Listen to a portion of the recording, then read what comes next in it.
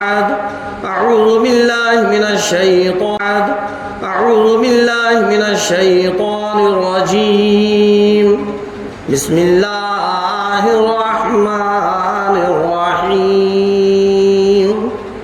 لئن شكرتم لأزيدنكم ولئن كفرتم إن عذابي لشديد. صدق الله العظيم. اللهم صل على محمد وعلى آل محمد كما صليت على إبراهيم وعلى آل إبراهيم إنك حميد مجيد.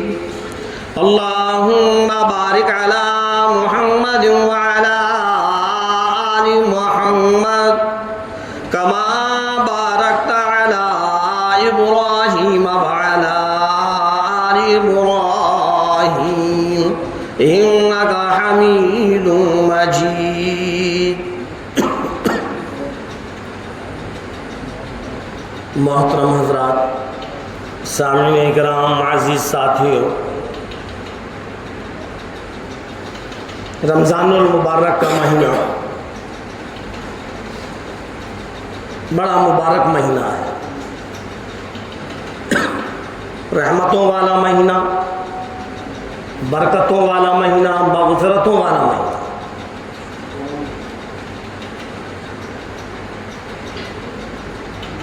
آہستہ آہستہ آہستہ آہستہ یہ مہینہ اختتام کی طرف چلتا چلا جا رہا ہے.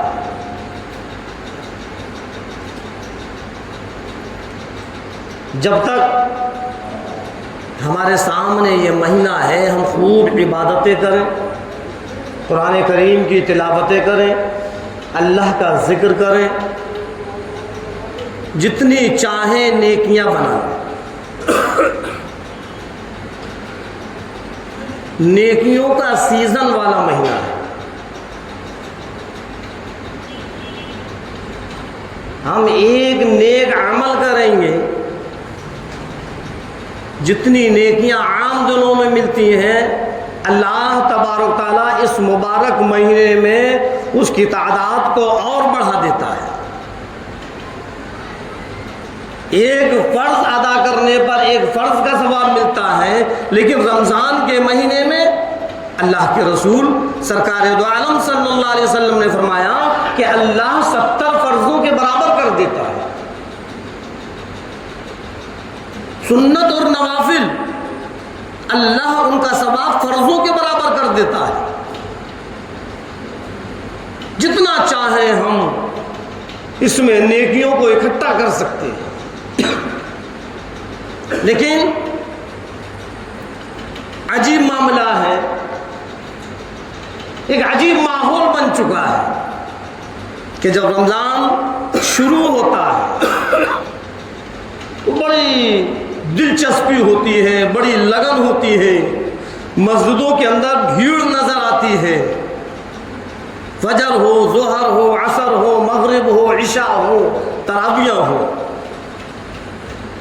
اور آہستہ آہستہ آہستہ آہستہ وہ جذبات ختم ہونے لگتے ہیں.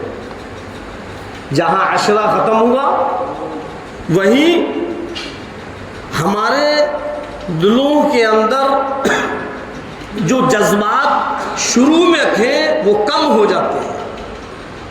جب دوسرا عشرہ شروع ہوتا ہے اس میں اور کم ہو جاتے ہیں، اور تیسرے عشرے میں تو ہم خرید و فروخت میں لگ جاتے ہیں، عید کی تیاریوں میں لگ جاتے ہیں.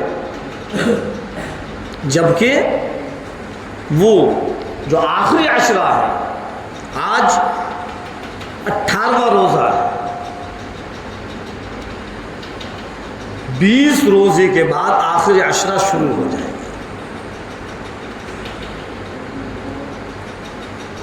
تین عشرے ہیں، رحمتوں والا، مغفرتوں والا، اور جو آخری عشرہ ہے اس کا تو مقام الگ ہی ہے، اس کا مرتبہ الگ ہی ہے. کیوں؟ اس لیے کہ اس آخری عشرے میں لیلۃ القدر کی رات چھپی ہوئی ہے. اور ہم اسی عشرے میں عبادتوں کو کم کر دیتے ہیں۔ اکثر لوگ ایسے ہیں جو کہ عشاء پڑھتے ہی نہیں، 10 دن کی تراویح پڑھ لی، 15 دن کی پڑھ لی، 20 دن کی پڑھ لی، ہم نے یہ سمجھ لیا کہ بس ہم نے رمضان کا حق ادا کر دیا، تراویحوں کا حق ادا کر دیا، اب ہم خرید و فروخت میں لگ جاتے ہیں، عید کی تیاریوں میں لگ جاتے ہیں، کوئی جوتے کی دکان پہ ہے تو کوئی کپڑے کی دکان پہ ہے تو کوئی سیوئیوں کی دکان پر ہے، کوئی کسی دکان پر ہے، بس خرید و فروخت میں لگے ہوئے ہیں۔ اب اس کو نہ اذان کی فکر ہے اور نہ نماز کی فکر ہے، اس کے ذہن میں تو صرف ایک بات ہے کہ ہم نے تو تراویح مکمل کر لی۔ میرے عزیزوں، میرے دوستوں، آخری عشرے کے اندر جتنی ہو ہم زیادہ سے زیادہ عبادت کریں، کیونکہ اس میں لیلۃ القدر کی رات چھپی ہوئی ہے جو 1000 مہینوں سے بہتر ہے، اور اسی عشرے میں ہمارے اندر سستی پیدا ہو جاتی ہے۔ یہ مغفرتوں والا مہینہ چل رہا ہے، اس مہینے کے اندر اللہ سے خوب مانگیں، خوب دعائیں کریں، خوب اپنی غلطیوں کی، اپنی کوتاہیوں کی، اپنی لغزشوں کی اللہ کے سامنے رو رو کر، گڑ گڑا کر ہم اپنی معافی تلافی کریں۔ اللہ تبارک تعالیٰ نے 2 قسم کے لوگ بنائے، ایک امیر بنایا اور ایک غریب بنایا۔ دونوں چیزیں اللہ کی طرف سے۔ اگر اللہ نے ہم کو مال دیا ہے تو ہم اس مال پر اترا کر نہ چلیں، اکڑ کر نہ چلیں، مال کا غرور اور گھمنڈ ہمارے اندر نہ آ جائے، اللہ کا شکر ادا کر۔ ہاں، اور اگر اللہ نے غربت دی ہے تو اس غربت پر ہم صبر کریں۔ حالات بدلتے رہتے ہیں، نہ معلوم کب پروردگار عالم کون سے حالات ہم پر ڈالتے۔ اللہ رب العزت نے جو ہم کو مال دیا ہے، امیر بنایا ہے، تو جو اللہ نے ہمارے اوپر دوسروں کا اس مال میں جو حق رکھا ہے اس کو ہم ادا کرتے رہے۔ غریبوں کا، محتاجوں کا، رشتہ داروں کا، پریشان حال کا، سب کے حقوق ہیں۔ ایسا نہیں ہے کہ سارا کا سارا مال ہمارا ہے۔ اللہ کا شکر ادا کریں اور وہ حق ادا کرتے رہیں۔ اور یہ فرمایا پروردگار عالم نے لئن شکرتم لازیدنکم ولئن کفرتم ان عذابی لشدید۔ اور لوگوں، اور میرے بندوں، میں نے تم کو مال دیا، میں نے تم کو دولت دی، میں نے تم کو امیری دی، میں نے تم کو خزانوں کا مالک بنا دیا۔ لئن شکرتم لازیدنکم ولئن کفرتم ان عذابی لشدید۔ اگر تم میرا شکر ادا کرتے رہو گے تو میں تمہاری نعمتوں میں اور زیادتی کر دوں گا، تمہارے کاروبار کو اور بڑھا دوں گا، تمہارے مال کو اور بڑھا دوں گا۔ وَلَئِن كَفَرْتُمْ إِنَّ عَذَابِي لَشَدِيدٌ۔ اگر تم نے میری نافرمانی کی، یاد رکھنا میرا عذاب بڑا سخت ہے۔ کون کہہ رہا ہے؟ رب کہہ رہا ہے کہ دیکھو جو ہم نے تم کو مال دیا ہے، اس مال میں اللہ کا شکر ادا کرتے رہو۔ اور اللہ کا شکر ادا کرنے کا مطلب کیا ہے؟ یہ نہیں ہے کہ بس اللہ تیرا شکر ہے۔ اللہ کے شکر ادا کرنے کا مطلب یہ ہے کہ اللہ کی فرما برداری کرو۔ اللہ نے جو ہمارے اوپر فرائض رکھے ہیں ان فرضوں کو ادا کرتے رہیں۔ پروردگار عالم نے جو ہمارے اوپر حق رکھا ہے، حقوق العباد ہے، اپنے بندوں کا حق ہے، غریب ہے، محتاج ہے، پریشان حال ہے، مفلس ہے، لاچار ہے، اگر وہ تمہارے پاس آتا ہے تو تمہارے اوپر یہ تمہاری ذمہ داری ہے کہ اگر تمہارے پاس ہے تو اس کی مدد کرو۔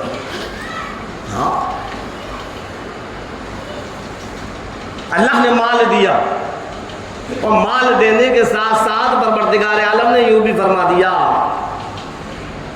کہ دیکھو اس مال میں سے زکوٰۃ بھی نکالنا ہے، اس مال میں سے زکوٰۃ بھی نکالنا ہے۔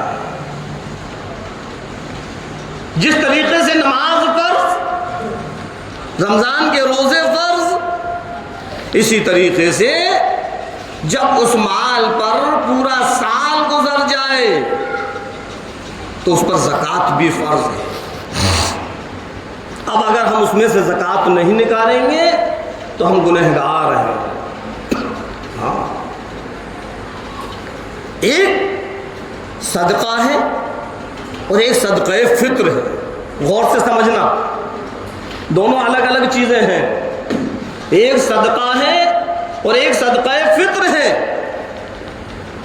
صدقہ کیا ہوتا ہے؟ صدقہ وہ ہوتا ہے کہ اگر کوئی پریشانی ہمارے اوپر ہے، کوئی مصیبت ہمارے اوپر آ گئی، کوئی بیماری ہمارے اوپر آ گئی، تو ہم اپنے جیب میں سے، اپنے روپیوں میں سے کچھ پیسے نکال کر کسی غریب کو دیں، اے پروردگار عالم یہ اپنی بیماری کا صدقہ دے رہا ہوں، میں اس پریشانی کا صدقہ دے رہا ہوں، یہ صدقہ ہے۔ اور اس صدقے کی کوئی مقدار نہیں ہے، اپنی حیثیت کے مطابق جتنا ہو سکے ہم صدقہ کریں۔ اور اللہ کے رسول امام الانبیاء محبوب کبریا مدنی کریم صلی اللہ علیہ وسلم نے تو یوں فرمایا، جو میرے نبی تیرے نبی ساری کی ساری کائنات کے نبی، ارشاد فرمایا مدنی کریم صلی اللہ علیہ وسلم نے، اے لوگوں اپنی بیماریوں کا علاج صدقے سے کرو، اپنی بیماریوں کا علاج صدقے سے کرو۔ بتائیے چلا کہ صدقہ بھی بہت ضروری ہے، ہم جانتے ہی نہیں کہ صدقہ ہے کیا۔ ہم تو صرف جب رمضان کا مہینہ آتا ہے تب ہم کہتے ہیں کہ وہی کتنا صدقہ نکالنا ہے، کتنا فطرہ نکالنا ہے۔ یہ فطرہ الگ چیز ہے، یہ صدقہ فطر ہے، اور وہ صدقہ الگ چیز ہے جس کے لیے اللہ کے رسول سرکار دو عالم صلی اللہ علیہ وسلم نے فرمایا کہ اپنی بیماریوں کا علاج صدقے سے کرو۔ 10 20 50 100 جیسی حیثیت ہو ویسے ہی صدقہ کیا ہے۔ کوئی بیماری ہے، بیمار ہو گئے، ڈاکٹر کے پاس بعد میں جائیں، پہلے اپنی جیب سے کچھ صدقہ نکال کر کسی غریب کو دے دیں۔ حالت اتنی بگڑ چکی ہے کہ اتنا موقع نہیں مل رہا کہ ہم کسی کو صدقہ دیں۔ اگر صدقہ دیتے ہیں تو مرض اور بڑھ جائے گا۔ اس بیمار کو ڈاکٹر کے پاس لے جانا بہت ضروری ہے۔ تو لوگوں یاد رکھنا، ڈاکٹر کے پاس اس بیمار کو لے جاؤ، لیکن کسی کے حوالے صدقہ بھی دے دو کہ جاؤ اس بیماری کی طرف سے کسی کو میری طرف سے یہ روپیہ دے دینا، نیت کر لینا کہ پروردگار عالم اس بیماری کو ختم کر دے۔ علاج کرانا سنت ہے، علاج بھی کراؤ، صدقہ دینا بھی سنت ہے، صدقہ بھی دو۔ اللہ کے رسول سرکار دو عالم صلی اللہ علیہ وسلم نے یوں نہیں فرمایا کہ اپنے علاج کو ڈاکٹروں سے کراؤ۔ ڈاکٹروں کے پاس تو سب جاتے ہیں، طبیبوں کے پاس تو سب جاتے ہیں، لیکن سرکار نے یوں فرمایا کہ اپنا علاج، اپنی بیماریوں کا علاج صدقے سے کرو۔ پتہ یہ چلا کہ صدقہ دینا بھی بہت ضروری ہے۔ ایسی ایسی لاعلاج بیماریاں جو کہ ڈاکٹروں کی سمجھ میں نہیں آتی، اللہ تبارک تعالیٰ اس بیماریوں کو بھی صدقے سے دور کر دیتا ہے۔ وہ بات الگ ہے کہ اس کا وقت ہی آ گیا ہو۔ اب کوئی یہ کہے حضرت ہم نے تو اتنا صدقہ نکال دیا تھا لیکن پھر بھی نہیں بچا، وقت ہی اس کا آ گیا، اللہ کی طرف سے اس کا وقت پورا ہو چکا تھا۔ اللہ کے رسول سرکار دو عالم صلی اللہ علیہ وسلم نے جو فرما دیا وہ پتھر کی لکیر ہے، اس میں شک اور شبہ بھی نہیں کر سکتے. شک اور شبہ بھی کیا تو ایمان ختم ہو جائے گا.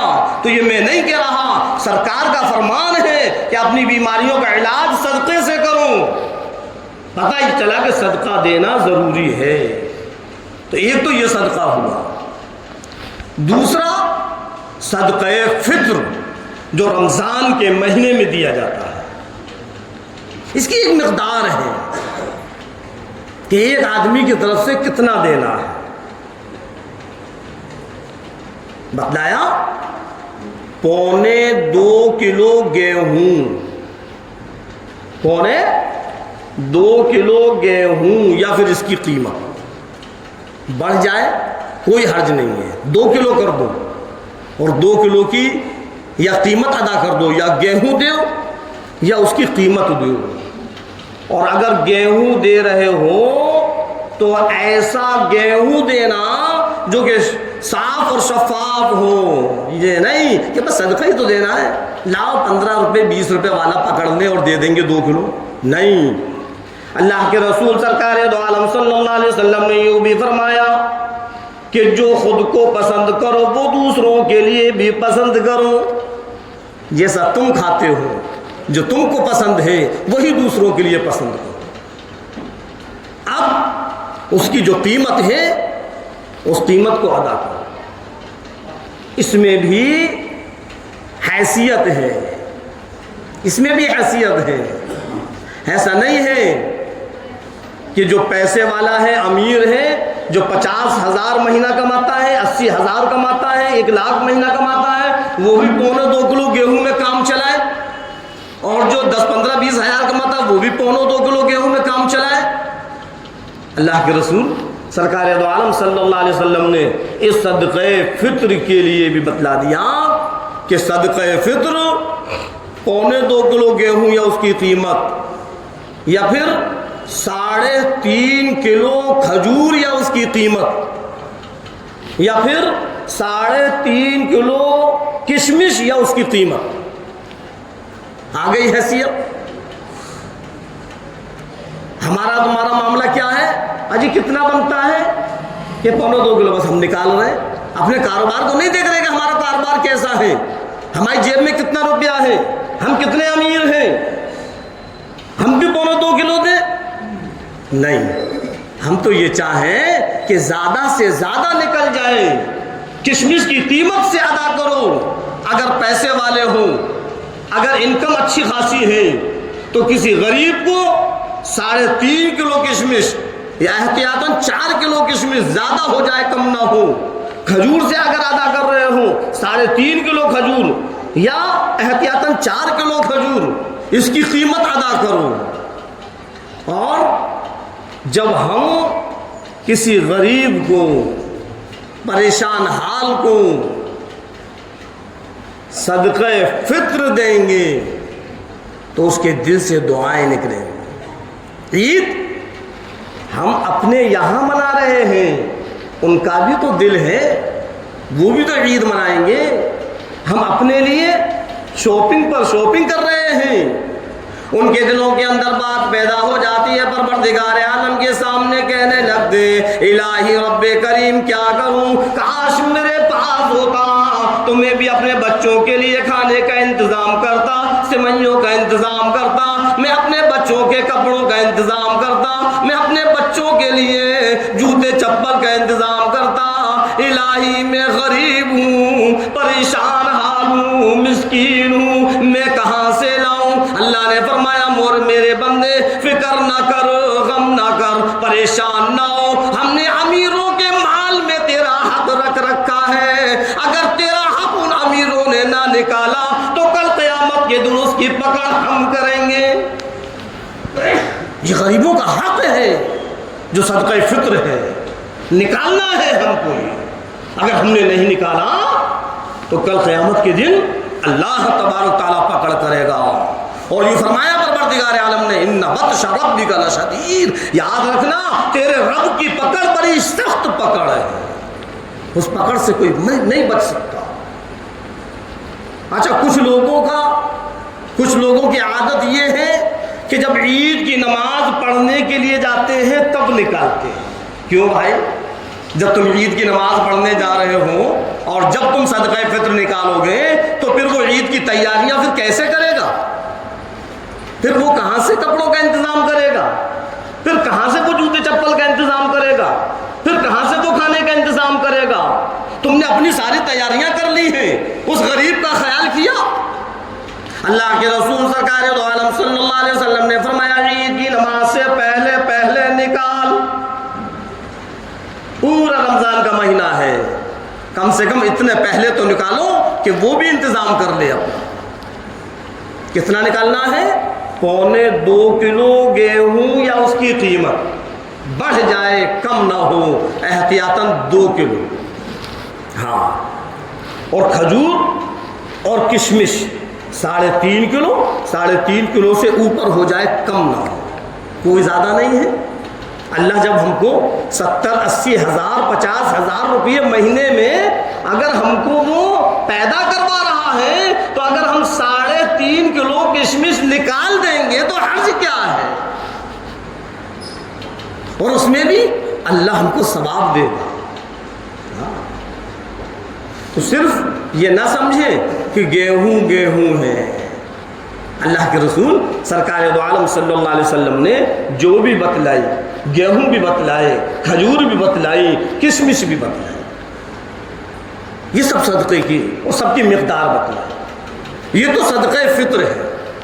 اب آ جاؤ زکوٰۃ کی طرف. زکوٰۃ کیا ہے اور زکوٰۃ کتنی ہے؟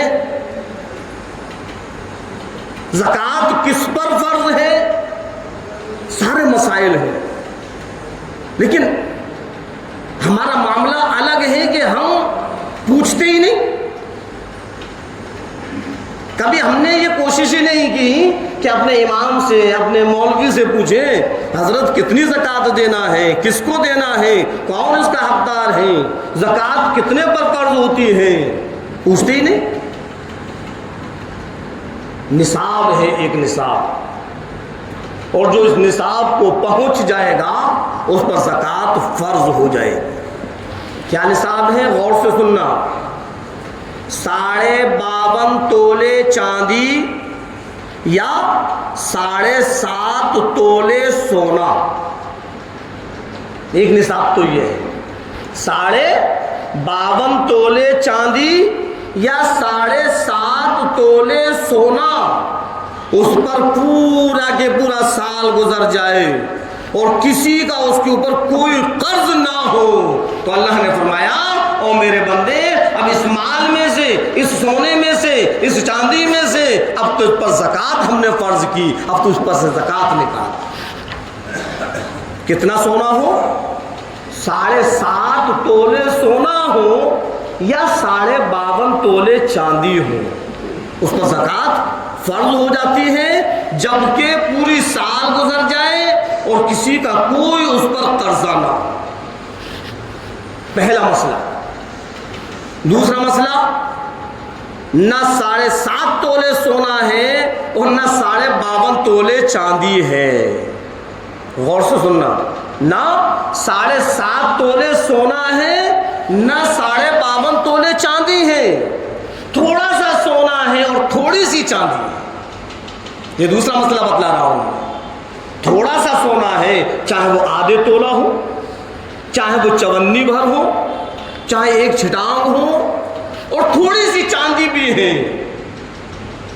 اب اگر ان دونوں کی قیمت کو ملائیں تو ایک نصاب کو پہنچ سکتا ہے، 52.5 تولے چاندی آ سکتی ہے. فرمایا کہ تجھ پر بھی زکوٰۃ فرض. سمجھ میں آئی بات؟ 7.5 تولے سونا ہے، اس پر پوری سال گزر گئی، کسی کا قرض نہیں تو اس پر زکوٰۃ فرض. 7.5 تولے سونا نہیں ہے لیکن 52.5 تولے چاندی ہے، پوری سال گزر گئی، کوئی قرض نہیں ہے، اس پر بھی زکوٰۃ فرض. اب دوسرا مسئلہ، 52.5 تولے چاندی 7.5 تولے سونا نہیں ہے لیکن کچھ سونا ہے کچھ چاندی ہے. مثال کے طور پر کسی پر 2 تولے 3 تولے 4 تولے 1 تولا سونا ہے، اور تھوڑی سی چاندی ہے، چاہے چاندی کے بچھوے کا کیوں نہ ہو، جب ہم اس کی رقم کو ملائیں گے تو ایک نصاب کو پہنچ جائے گا کہ 52.5 تولے چاندی خرید سکتے ہیں، تو اس پر بھی زکوٰۃ فرض ہے۔ تیسرا مسئلہ، کچھ بھی سونا نہیں اور کچھ بھی چاندی نہیں، سمجھنا بات، ایک چھٹانگ بھی سونا نہیں اور ایک چھٹانگ بھی چاندی نہیں، لیکن رقم اتنی ہے کہ 52.5 تولے چاندی آ سکتی ہے، رقم اتنی ہے کہ 52.5 تولے چاندی آ سکتی ہے۔ سال گزر گیا، کسی کا کوئی قرضہ بھی نہیں، بتلایا کہ تیرے اوپر بھی زکوٰۃ فرض، اس کو بھی زکوٰۃ نکالنا ہے۔ الہی کتنی زکوٰۃ نکالوں؟ بتلایا کہ صرف 2.5%۔ اللہ رب العزت نے سب کچھ دیا، اس پروردگار عالم کا دیا ہوا یہ مال ہے، اگر اسی مال میں سے اللہ تبارک تعالیٰ یوں فرما رہا ہے اور میرے بندے 2.5% کے حساب سے تو زکوٰۃ نکال دے، تیرا سارا کا سارا مال پاک اور صاف ہو جائے گا، تو کیا حرج ہے؟ 100 روپئے میں 2.5 روپیہ، یہ 100 روپئے کس نے دیے؟ اللہ نے ہی تو دیے۔ اگر اللہ چاہتا تو یہ 100 روپئے نہ دیتا۔ اللہ معاف کرے، اللہ معاف کرے۔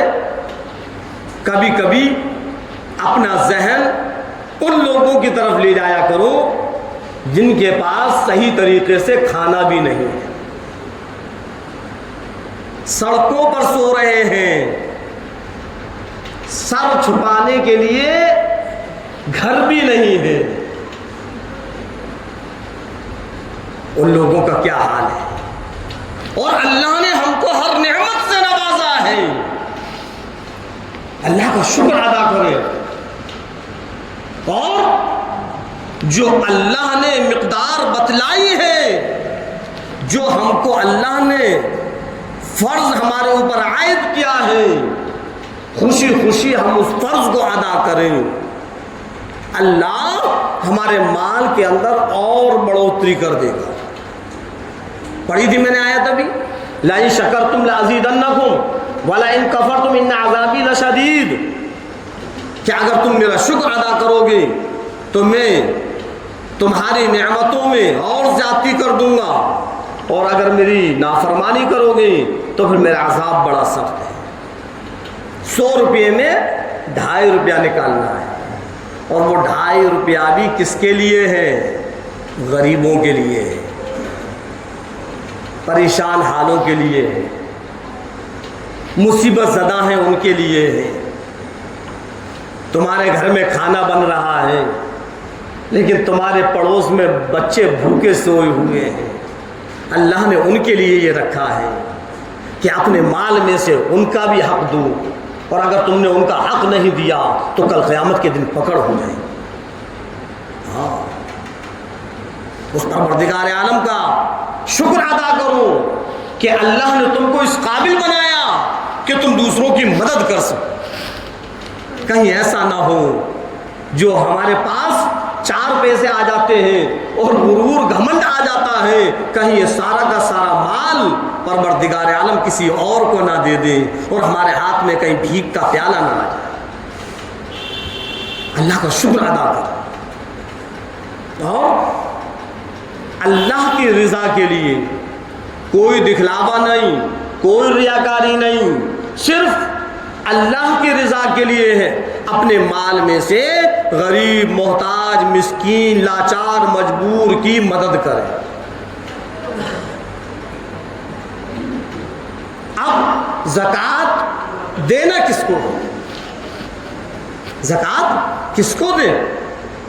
تو میں نے بتلایا جو پریشان حال ہیں، جو غریب ہیں، جو مسکین ہیں، جو لاچار ہیں، جو مجبور ہیں، ان کو دو۔ اور ان میں بھی بتلایا کہ تمہارے گھر کے اندر، تمہارے رشتہ داروں کے اندر اگر کوئی اس کنڈیشن کا ہے تو سب سے پہلا حق اس کا ہے، پہلا حق اس کا ہے۔ ہاں، اپنی بہن کو دیکھو،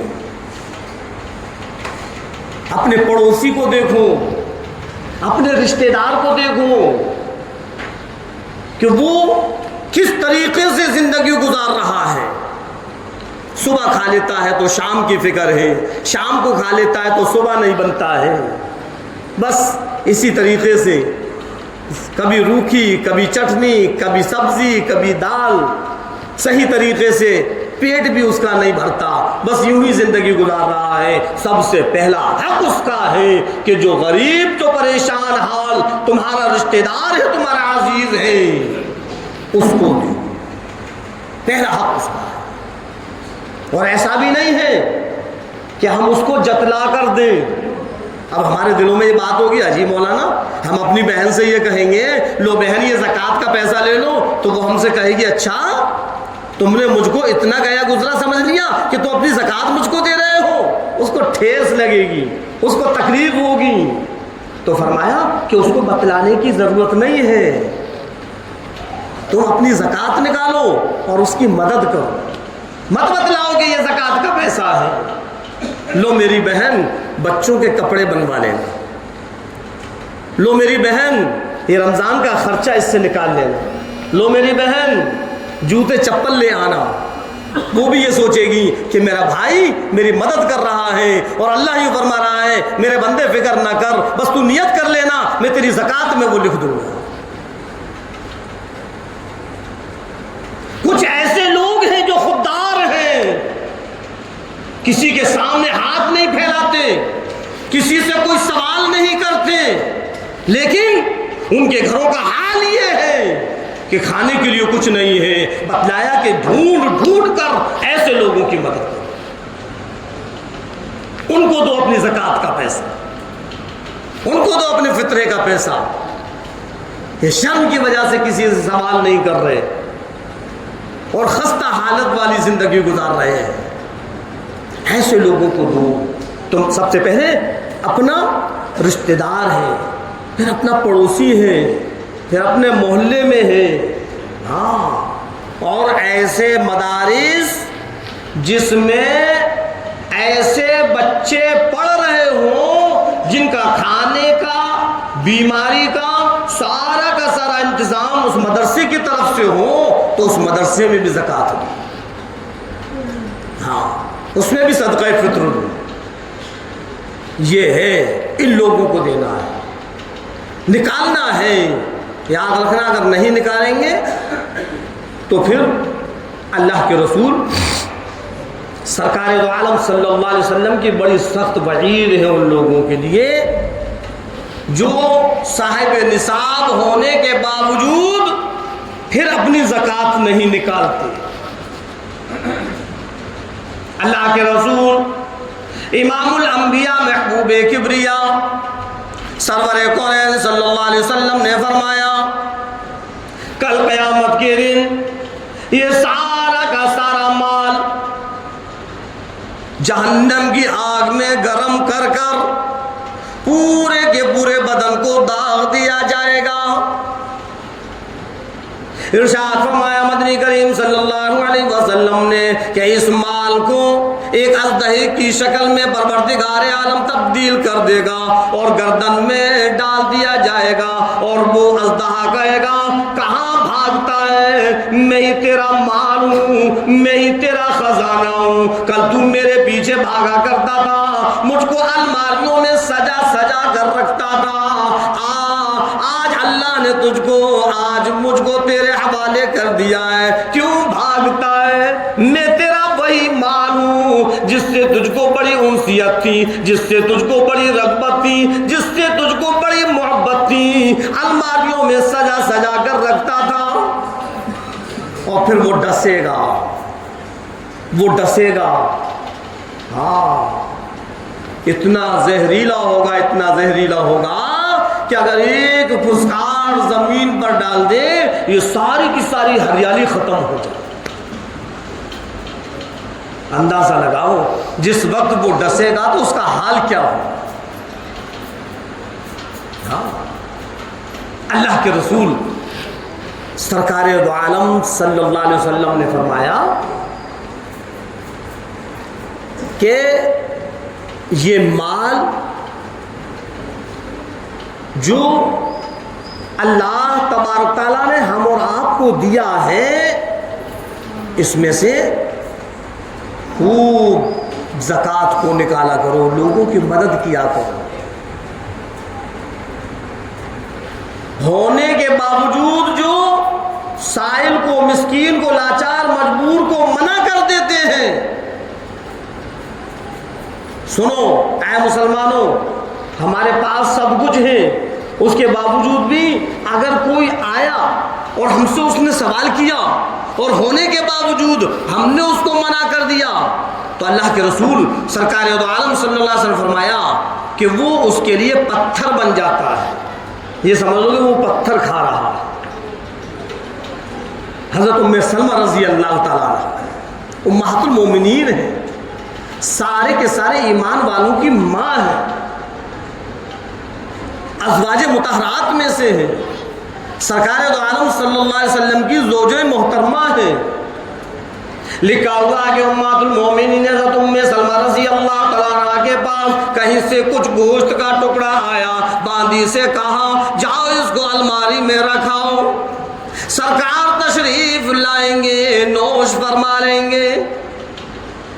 اس لیے کہ سرکار دو عالم صلی اللہ علیہ وسلم کو گوشت بڑا لذیذ لگتا تھا، آپ بڑے شوق سے تناول فرمایا کرتے تھے۔ حضرت ام سلمہ رضی اللہ تعالیٰ عنہ نے فرمایا اے باندی جاؤ، امام الانبیاء محبوب کبریاء سرور قرین صلی اللہ علیہ وسلم تشریف لائیں گے، تناول فرما لیں گے۔ باندی جاتی ہیں اور وہ گوشت الماری پر رکھ کر آ جاتی ہیں، تھوڑی دیر کے بعد وہ سرکار تشریف لے آئے۔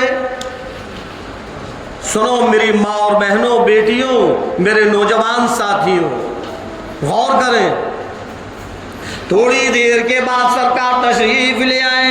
آپ نے فرمایا ام سلمہ کچھ کھانے کے لیے ہے؟ حضرت ام سلمہ رضی اللہ تعالیٰ عنہ کہنے لگی ہاں امام الانبیاء تشریف رکھیں۔ باندی کو حکم دیا ہے باندی جاؤ وہ گوشت لے آؤ۔ باندی جاتی ہے اور وہ گوشت جہاں رکھا تھا وہاں ڈھونڈتی ہے، وہاں گوشت ہے ہی نہیں۔ اے امہات المومنین، یہاں تو گوشت ہے ہی نہیں۔ حضرت ام سلمہ رضی اللہ تعالیٰ عنہ کہتی ہیں ارے ابھی تو ہم نے آپ سے رکھوایا تھا، صحیح طریقے سے دیکھو کہاں رکھا تھا آپ نے۔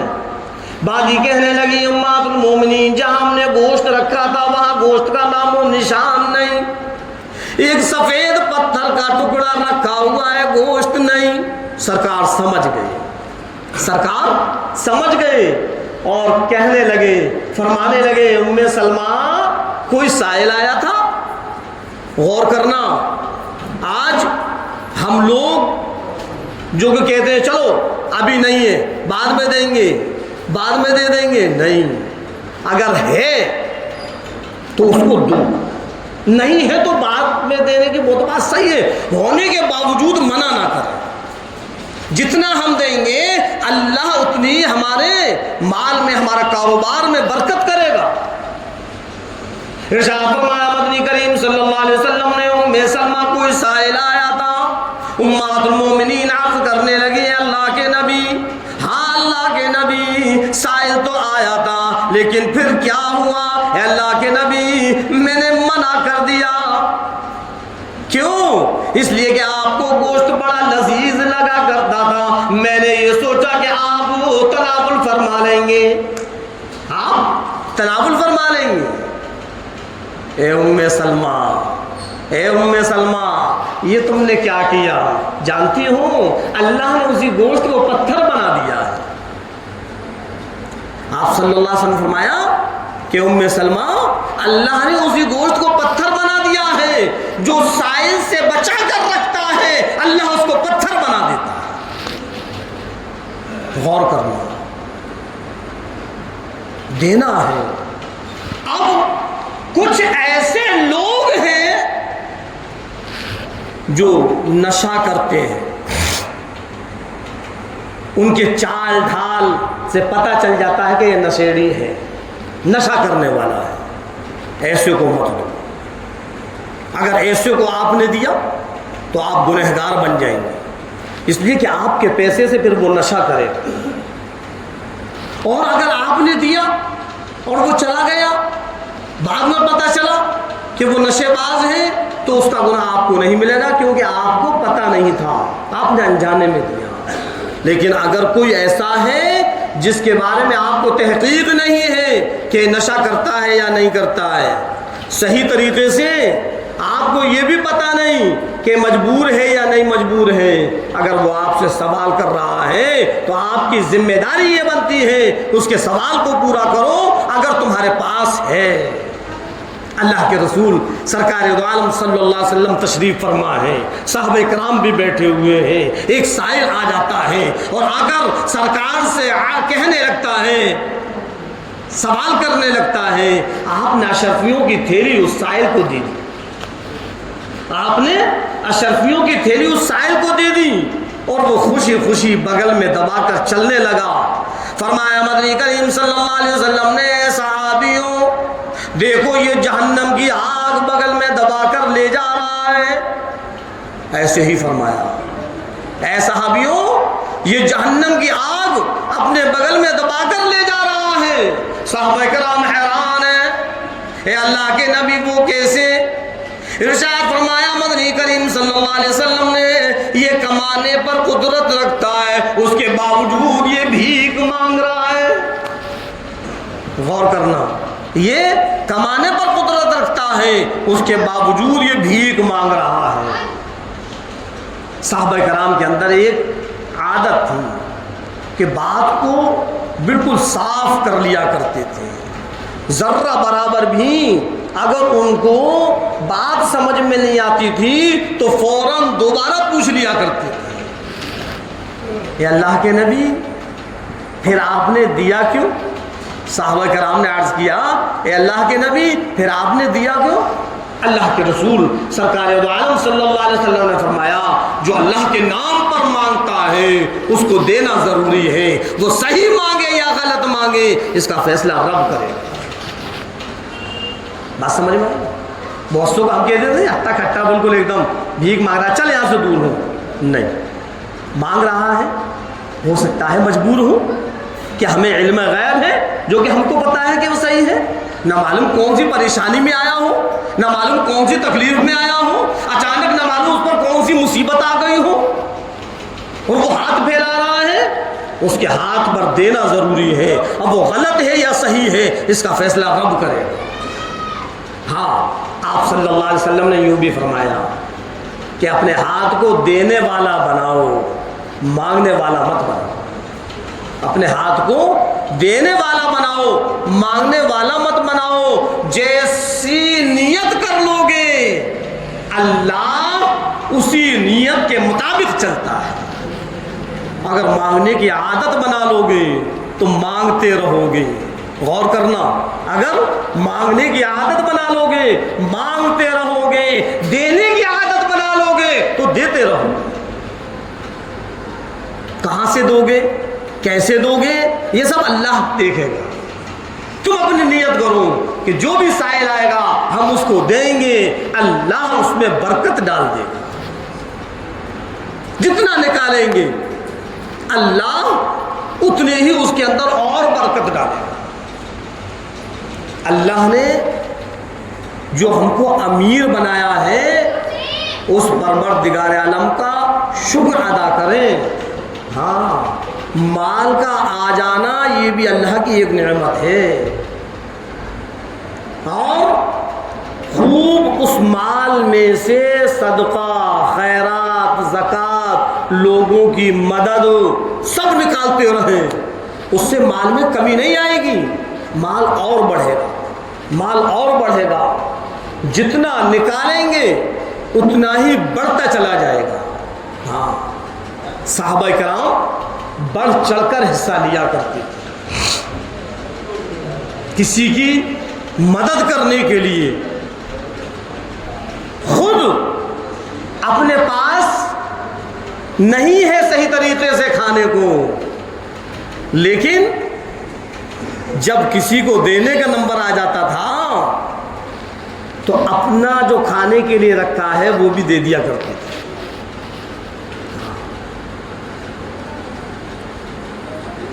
ایک سائل اللہ کے رسول سرکار دو عالم صلی اللہ علیہ وسلم کی خدمت میں حاضر ہوا اور آپ صلی اللہ علیہ وسلم سے اس نے کہا، ہے بھی یہودی، مسلمان نہیں ہے، کافر ہے، اور آ کر کہا کہ مجھے اگر کپڑے مل جائیں،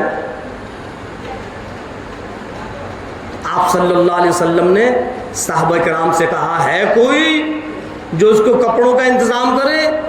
میں جنت میں اعلیٰ قسم کے کپڑے کا وعدہ کرتا ہوں۔ ایک صحابی اٹھے اور انہوں نے کپڑے کا انتظام کر دیا۔ پھر اس نے سوال کیا کہ ایک سواری کا اور انتظام ہو جائے۔ پھر آپ نے فرمایا، ہے کوئی اس مجمع میں جو اس کے لیے سواری کا انتظام کرے؟ میں جنت میں اعلیٰ قسم کی سواری کا وعدہ کرتا ہوں۔ پھر اس نے سوال کیا، کپڑا بھی ہو گیا، سواری بھی ہو گئی، اب اگر کھانے کا کوئی انتظام ہو جائے؟ اللہ کے رسول نبی کریم صلی اللہ علیہ وسلم نے فرمایا کہ کون ہے جو اس کو کھانا کھلائے؟ میں جنت میں اعلیٰ قسم کے دسترخوان پر کھانے کا وعدہ کرتا ہوں۔ سارے کے سارے صحاباؤں کی گردنیں نیچی ہیں، جھکی ہوئی ہیں، کوئی اٹھتی نہیں۔ کیا وجہ تھی؟ کیا پریشانی تھی؟ کیا تکلیف تھی؟ صحاباؤں نے کیوں گردن کو جھکا دیا؟ کیوں کھانے کے لیے گردن نہ اٹھائی؟ اصل وجہ یہ تھی کہ ان صحاباؤں میں ایک بھی صحابی ایسا نہ تھا جس کا فاقہ نہ ہو۔ کسی کا 1 دن کا فاقہ، کسی کا 2 دن کا فاقہ، کسی کا 3 دن کا فاقہ۔ اب کیسے کھانے کا انتظام ہو؟ ایک صحابی رسول ہیں، انہوں نے اس سائل سے چپکے سے کہا کہ چل، میں تجھ کو ایسی جگہ لے جا رہا ہوں وہاں سے خالی نہیں لوٹے گا۔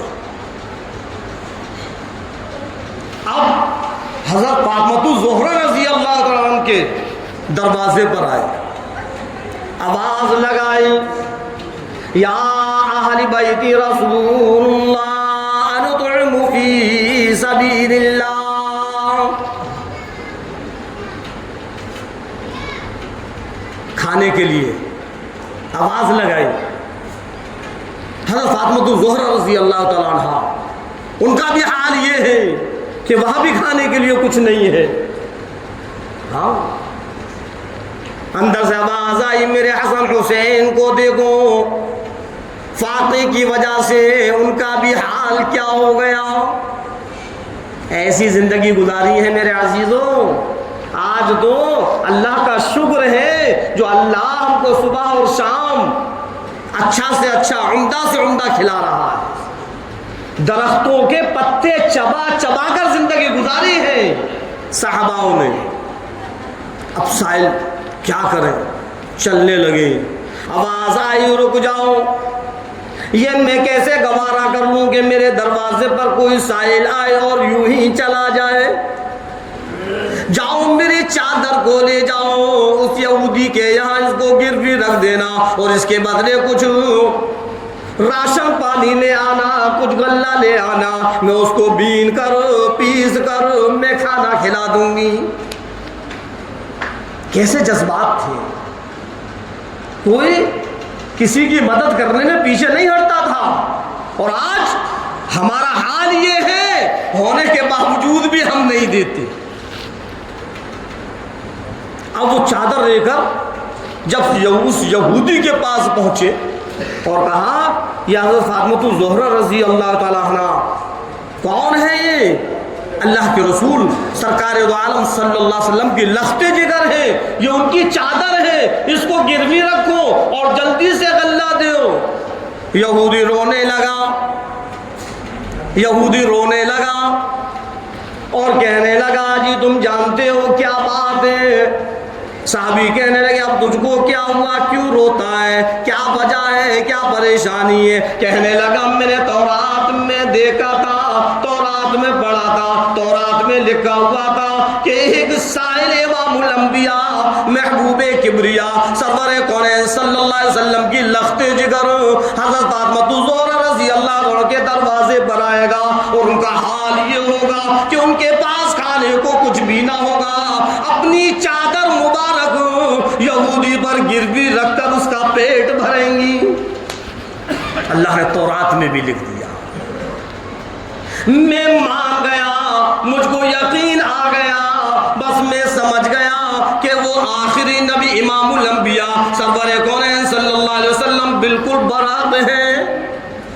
جاؤ جلدی کرو، اس غلے کو بھی لے جاؤ، اس چادر کو بھی لے جاؤ، اور مجھ کو بھی امام الانبیاء سرور کونین صلی اللہ علیہ وسلم کی خدمت میں لے جاؤ، میں بھی ایمان لے آؤں، کہیں ایسا نہ ہو ایمان لانے سے پہلے میری روح نکل جائے۔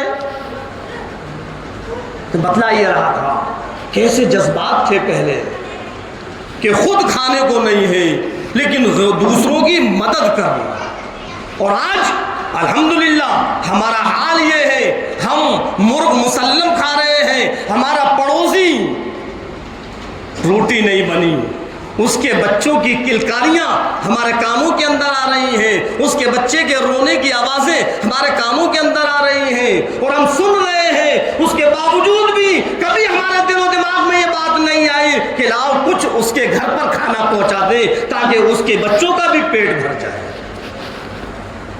ہمارے اندر تو حسد اور جلن کا مادہ پیدا ہو گیا، ہم تو اپنے پڑوسی کو دیکھ کر جلنے لگتے ہیں، ہم تو اس کو دکھلا کر کھاتے ہیں۔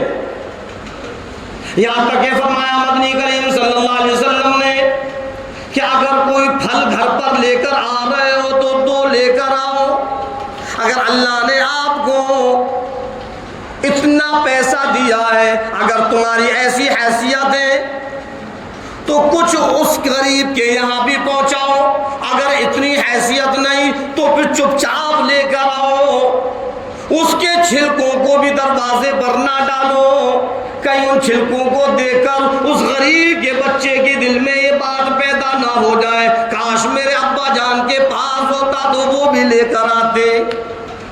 ہاں بہرحال تو بتلا رہا تھا میں کہ خوب اللہ کے راستے میں خرچ کریں، زکوٰۃ دیں، صدقہ دیں، فطرہ دیں، مدد کریں، جتنا کریں گے اللہ ہم کو اتنا ہی اور دے گا۔